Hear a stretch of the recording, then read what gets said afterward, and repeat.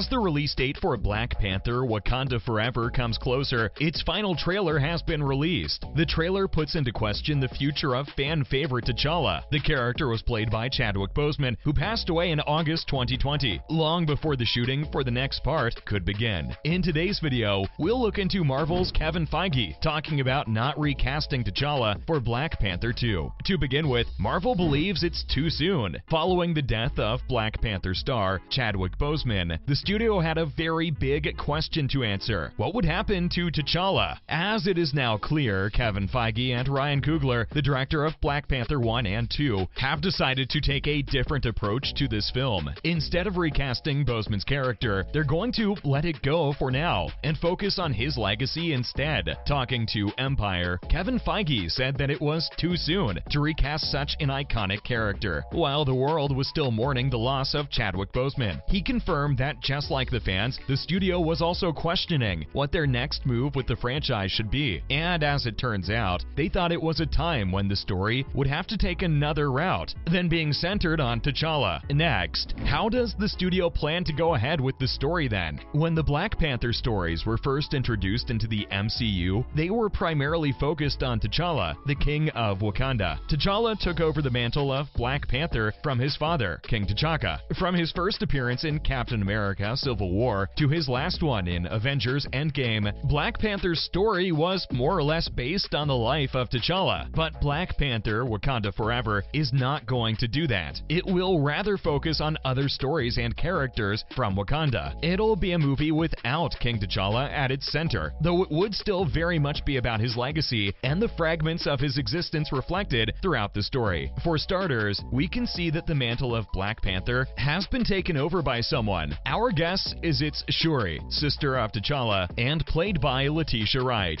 Following up a little on the significance of Black Panther's T'Challa. When Black Panther was first released in 2018, it held a lot of significance, especially when it came to racism. It embodied a world free of racism, where black people had wealth, power, and technology to stand face to face with the rest of the world. It was also extremely important because there hadn't been a black superhero that people, especially children, could look up to. So Chadwick's character filled that void and gave the fans hope for a much more diverse Hollywood. But the narrative isn't just applicable to Hollywood's white dominant landscape. It applies to the entire world at large. More on the trailer. And would the trailer translate its feel into the movie? The trailer gives off a strong feeling of mourning. The family, as well as T'Challa's companions, can be seen with a layer of sadness, with glimpses of Shuri and Ramonda attending a ceremony that looks like a farewell to Wakanda's beloved leader. And Kevin Feige confirmed that the movie would follow the late actor and the legacy of his character. We can be certain that the entire vibe of the movie would be similar, at least for the first half. Other than that, we've got our fair share of appearances in the movie, but the one most notable is that of a new Black Panther. We're pretty sure that the new suit belongs to Shuri. Who else, right? As obvious as it may be, Marvel has been known to guard its movie plots by hook or crook. And not just that, it has a long track record of deviating from the trailer in the actual movie. So much so that they've previously removed entire scenes from the movie that were shown in the trailers. This makes us question our judgment regarding the new Black Panther. One thing's for sure still, whoever may be playing Black Panther's main protagonist, the studio wouldn't just backtrack on the whole new Black Panther character. That would be criminal. And if they've learned anything from their Avengers: Infinity War trailer, it's to remain consistent between the movie and the trailer. Yeah, the Hulkbuster can't replace the Hulk. Finally, what can the fans look forward to since their favorite character's gone? As sad as we are at Chadwick's tragic demise, it is true that the Black Panther narrative must go on. Fans have been divided between recasting the character or just taking a different road altogether, but it's fair that whatever the story may be, it should reflect the legacy that the actor left behind in himself and his character. As far as the movie is concerned, we'll see the return of the majority of the cast from the original movie. Letitia Wright, Lupita Nyong'o, and Danai Gurira are some of the actors reprising their respective roles in the new movie. Plus, in addition to that, we have newcomers in the MCU. These are Tenoch Huerta as Namor and Dominique Thorne as Riri Williams or Ironheart, to name a few. By the looks of it, the new story will again be set in Wakanda, which will be welcoming a new enemy, one that has risen from the bottom of the ocean revolution. To counter the threat would be a team of fierce Wakandan women who have proven to be as strong as a rock for their Wakandan king in the past. But what would be interesting to see is the farewell the director, Ryan Coogler, may have integrated into the storyline, because that'll not just be important for the story, but could give closure to Chadwick Boseman's fans. Now, moving on to other news. Following Chadwick Boseman's death, the director of Black Panther almost gave up on filmmaking. That's right, Ryan Coogler, the director of Black Panther 1 and 2, revealed in an interview that after Boseman's death, he had come to such a point in life that he was looking to walk away from the film business completely. He could not see himself opening up as he did in the first movie with his late friend. Coogler, who finally decided to continue on his journey instead of abandoning it, said that it was because of all the conversations he could recall with the late Chadwick Boseman at the end of his life. It made more sense for him to continue after giving it all a thought. And if we're being honest, that's the legacy of Boseman in itself as well. He wouldn't have been blamed for anything if it did come to him making an exit, but we're glad that he's decided not to. More power to you, Coogler. Next up, there's an Easter egg in the cast. Lake Bell, who's already been part of the MCU, will be seen in the new Black Panther movie. Even though she has been associated with Marvel, this is going to be her first live-action performance. Bell first joined the MCU, replacing Scarlett Johansson to voice her character, Black Widow, in the Disney Plus series What If? But as the roles change, we see her in the new Black Panther trailer, albeit for a split second. In that short time, she could be seen jumping out of a helicopter and aiming a gun at someone. Who she was pointing at, or better yet, what her role in the movie is, hasn't yet been revealed as of now. But there are just a couple of weeks left before we'll find answers to both questions on the big screen. Last but not least, posters for Black Panther Wakanda Forever may have spoiled Okoye's new character arc. As we move closer to the release date, the studios are slowly and gradually releasing new content to create anticipation. We know that the movie now has its final trailer out in the open. It may focus on Shuri as an entirely new Black Panther, but surely she's not the only important character in the revised story. We see many of the old characters with refreshed suits, but one important character, Okoye, may have a very important and completely new arc in the movie. A poster for the movie revealed her donning a blue suit instead of the red one from her time at the Dora Milaje. Now, this isn't some suit refresh. Instead, the blue suit is reminiscent of a similar uniform worn by the Midnight Angels in the comics. The Midnight Angels were a subgroup of the Dora Milaje, who acted as an offense and consisted of Wakanda's finest warriors. The team's uniform used to have a bright blue color with unique masks that resembled the face of an owl. Not just that, but the continuous track-like pattern at the end of their shoulders is the same pattern that Okoye has on her. The suit is similar to the one worn by Anika in the trailer, but what's different about all of this is Okoye has never been associated with the Midnight Angels in the comics. However, there's no doubt that she is wearing their uniform in the poster. That's a wrap for this video. What are your expectations from the new movie? Let us know in the comments below. Make sure to give this video a thumbs up and subscribe to our channel for more videos like this. See you at the next one.